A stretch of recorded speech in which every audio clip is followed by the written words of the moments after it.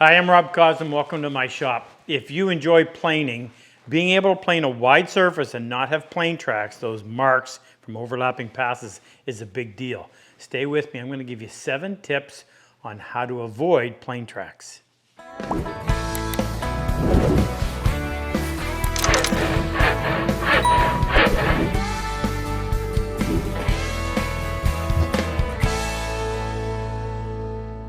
I'm frequently asked, or a comment is made, why go through the hassle of planing when you can just sand it and get the same results? So I've got a piece of cherry here that I actually bandsawed, so it's the same piece. This one was run through the power sander at 150 to grit and then orbital sanded at 240 grit. This one was planed with the hand. This one was hand planed. And no finish on them. There's the difference. The hand plane surface is going to give you this incredible sheen. It has depth, and the sanded surface, no matter what grit, under magnification is a bunch of little hairs as a result of the scratching that occurs from the abrasive. So if you're fussy, and I am, I'm always going to choose the hand plane surface. And as I run my hand over that, it feels beautifully smooth. There are no plane tracks. There are no imperfections. I'm not going to comment on this one. You can see for yourself. So now the question is, how do you get to a point where you can plane a wide surface and not have any surface imperfections? The ones I'm going to deal with today, as I mentioned, are the plane tracks. And in case you're not sure what I mean, in order to plane something this wide, you're going to have multiple passes. In fact, 1, 2, 3, most likely 4 passes. And as one pass overlaps another, how do you avoid having that mark at the end that's created at the edge of the blade that usually results in a gouge we call a plane track? Well, that's the whole purpose of this, so let's get started with number 1. Any discussion about a hand plane has to involve sharpening. It doesn't work without it. In fact, a plane is nothing more than a device to hold a sharp blade at a fixed angle as you cut the wood. So I did a video entitled 32 Seconds to Sharp that covers everything you need to know in order to get a decent edge, a really good edge, I should say, on your plane blade. But I want to show you what I mean, because in that video I describe exactly how I treat the corners. I call it feathering. So at the last step, which is on your final stone, your finished stone, you put downward pressure on one corner for about 3 seconds, and then downward pressure on the opposite corner for about 3 seconds. And it creates a very light feathering that enables you to make it so you can have overlapping passes without actually feeling an overlap. So I've got a piece of maple here. I'm going to take a pass, and then I'm going to take another one. Now this one included the edge out here. So you see on this side how you have a very defined edge. And on this one, it feathers off to nothing. And that's that feathering effect of the edge of the blade that enables you to overlap and not have it seen or felt. Your blade's ready, and now the next important, or most important, and this is the one that people struggle with the most. I teach a lot of new people, or new woodworkers, how to set up and sharpen and use their plane. And it amazes me how they're unable to actually identify this issue. And what I'm talking about is having the blade projecting through the throat, that opening, so that it is parallel to the sole. Same amount sticking up here as it is over here. If you're not, then obviously one edge of the blade is going to dig in deeper than the rest. And that is probably, I would say, the biggest source of issues with plane tracks. So ultimately, you want to get to a point where you can sight down the sole. I always put against, and as a backdrop, a really bright white. Wipe the sole clean and wipe in one direction only. I bring the blade out by advancing your adjustar. And now sighting down the sole. And when I'm doing this, I'm tipping it ever so slightly. So I'm not looking right down like that. I'm actually got it dropped a little bit so that about halfway between the front and the back, I can see this thin black line, which is the blade. Using my lateral adjustment lever, which is this one tucked underneath the blade, as you move it to one side or the other, you'll see the blade twist like this. And the idea is to get it so that you see the same amount projecting on the right as you do on the left. If I saw more projection on the right, I would pull the lever toward the right side, and that would cause this one to dip and this one to rise. So I've got the blade out a fair bit, more than I would have it out for planing. By having it out that much, I can more easily see how much, or whether or not it's parallel. I get it to where I want it, then I'm going to retract it. I'm going to pull it all the way in so that I don't see any blade at all. Then I'll start planing. And as I'm planing, I'm going to spin the adjuster knob. And my first point I'm looking for is, where is the shaving coming? Well, as you see, it's showing up on the left. So that means it's not parallel. I'm going to push the lever just a little bit to the left, not much. Don't let the solution be worse than the problem. Continue to do it. I'm still getting material on the left, nowhere else. So I'm going to push a little bit more. I'll use a couple different areas. It's more toward the center, but still favoring the left, so a little bit more. And by the way, when I do this, I'm always pushing the blade with my thumb while pulling the lever with my index finger. I find you get a lot more control than if you're just doing one or the other.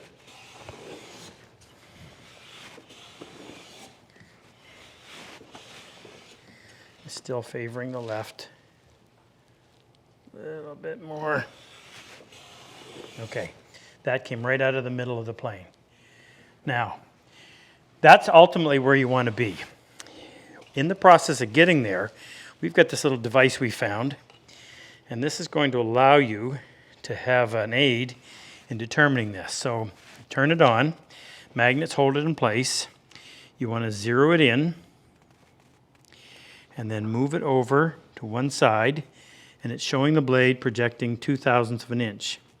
As I slide it over to here, I'm still at 2/1000 of an inch. And you can see as if I move the blade, it will change. Now it's 1.5 thou. I move it over to this side, it's up 7 thou, a whole lot. Now I bring it back down until I get it. It probably should be sitting somewhere around 2.5. Slide it over here. Oh, I went really high. Well, let's try somewhere around 4. Slide over here. We're at 6, 5, 4.5. That's a 1/2 thou difference. I'd actually work with that. Now I'll retract the blade and start that whole process again, but this has gotten me really close, so I'm not having one side of the blade out a whole lot, and I'll go through that same process again, advancing the blade, waiting to see where it appears. A little bit too much on the right, shaving's coming out on the right side, so just give it a little bit of push toward that right side, and there I've got a shaving that looks to be uniform thickness, full width. That's what we're looking for. Now this next one, it's not directly involved in keeping the blade, or pardon me, keeping the surface flat, but the less effort you have to apply, the easier it is going to be for you to concentrate on what you're doing and watching what the blade's doing. So I always want to plane with the grain when it's all possible. There are times when you got a piece of wood where the grain is going in multiple directions, and that's a different story altogether. But I set my board on there. There's a couple of visual clues. I can look at the side, and it appears that the grain is running up like this, so I want to plane in that direction, meaning the fibers are laying like this. I want to attack it from this side so that this fiber is fully supported by this one and right on down. You can also run your hand over it. And if you're really careful, it takes a little bit to get to the point where you can do this, you'll be able to tell that one direction is a little bit smoother than the other, and that's the one that you want to plane in. So get the grain direction right. One less thing you have to worry about, less effort required to push the plane through the wood, more concentration you're allowed on perfecting that surface. When I'm edge planing, a piece of wood like this, I want my plane to go in that direction. I don't want to skew it at all. The reason is, I want as much of the sole engaged with the board as possible. That is going to help me keep that edge straight. If I were to angle my plane like this, I'm now only engaging with about 6 inches of plane. Whereas sitting like this, I can engage with almost 15 inches. It'll be a lot easier to get that edge straight under those circumstances. Now, when I'm doing this, and I'm planing this surface, this wide surface, I actually want the exact opposite. If I plane straight like this, there's a good chance that I could get a hollow or a bump because I'm reading only that much of the board. So I skew my plane like this. Now I'm reading the full width, and that plane is going to help me to keep the board flat. And the flatter it is, the easier it's going to be for my feathered edges to function the way they're supposed to and produce a surface that is essentially flawless. And number 5, and I'm constantly waxing my plane simply because it reduces friction, makes it easier to push the blade through the wood as opposed to pushing the plane over the wood.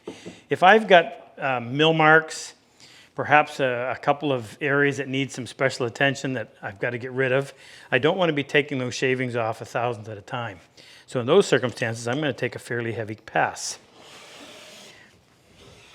Maybe as much as 3 or 4 thousandths of an inch. Always taking the same amount with every series of passes. By that I mean, there's pass number 1, overlap the first one, there's pass number 2, overlap that one, there's pass number 3. So I've taken that amount off the entire surface. When I get to the point where I no longer have any imperfections, and now I want to get that flawless surface, I'm going to pull my blade in. And I'm going to pull it in to the point where I'm getting maybe a sub 1/1000 shaving. This is where those feathered corners are really going to come in and do their job and give me that surface that is flawless side to side. No hint of any overlap marks. That process of feathering your edges, because it is so small, only works on the finest of shavings. Really designed to be part of the final pass. And I'll hit you with number 7 in a minute, how that ties in with getting that final perfect surface. Now, number 6 is what we might call reading the shaving. That's going to tell you what's going on with your board. So I'm pulling off shavings that appear to be uniform thickness, side to side. The shaving is coming out and it's following the plane. It's not going off to the left or to the right. I screw that up a little bit and I'll move the blade over. You'll see what I mean. Okay, so there's a shaving that's really heavy on this side and really light on that side. Quite obvious that I've got a serious plane track issue because I can actually feel it. So by always watching the shaving to determine what's going on, you got a far better chance of catching that error early before you've really made a mess. Now I'll also throw in that I frequently use the side of my plane to sight down along there and see whether or not I'm taking too much material off one side or the other, whether I've got a bump or a hollow in the middle, and then come back and adjust accordingly. But read the shavings. I guess you have to learn to understand what it is that you're looking for first. But once you do, pay attention to what's coming out of your plane, and that will tell you how things are progressing. And you won't be surprised when you run your hand over there and wow, it's perfect. You already knew that. You read the shavings. This is the final one, number 7. And it involves a little bit of metallurgy, and I don't know much about it, but I can tell you a bit. Plane blades are made to be as hard as possible so they'll hold an edge, but they've got to be soft enough that you can sharpen it. And that puts you in a situation where when it's first sharpened, it's going to give you a flawless surface, but with every pass, that edge is going to break down. And you'll get to a point where you're having to advance the blade, and in advancing the blade, now you're taking a heavier cut, a lot more effort's required, and the more effort you have to apply, the less control you have. So when it comes to the final step I've got that feeling really good, but I want to go in there and I want to put a sheen on there like no other. That's when I'm going to take my blade out. I'm going to exercise my 32 seconds to sharp. Do a quick sharpening, come back, and put that final finish on. Give me 32 seconds and I'll show you. Okay, all the heavy stock removal is done. The piece is essentially where I want it. However, the blade edge has taken somewhat of a beating from that work, although it was still cutting. It wasn't perfect. 32 seconds of sharpening, finishing up on my 16,000 grit stone. I'm going to put that blade back in there carefully. Put the lever cap on with just the right amount of pressure. Where's my white block? White block. Wipe any debris off of the plane body. Get that so that it appears to be parallel to the sole. When it is, I'm going to retract it. Now this is also a reason why I prefer to do it like this. I can't afford to take a lot off of this. Like I said, it's already down to dimension. So I've got to be very careful. I'm going to start planing with the blade fully retracted. I'm going to slowly advance it. And you may notice what I have here. This device makes it so much easier to do this with a lot of control and with one finger. And I'm just going to keep advancing until, okay, shaving came out a little bit heavy on the right, but not bad. Now, I'll take a series of 3 passes.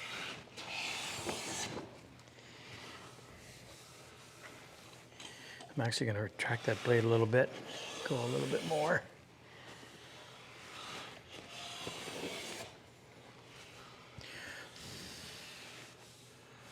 Okay, nice and flat. I'll just check it like this real quick. No light on either side. Now you've got a surface, like an example I did with the cherry, that's going to give you wood what it really should look like as opposed to this cloudy look as a result of sandpaper. Am I biased? Absolutely. There's no surface like a hand plane surface. Hope this helped. Good luck with your woodworking. If you enjoy my method of work and like my style of teaching, click on any one of these videos to help take your woodworking to the next level. I've always said better tools make the job so much easier. If you click on the plane and chisel icon below, it'll take you to our site and introduce you to all the tools that we actually manufacture right here in our shop. It'll also give you information on our in-person and online workshops.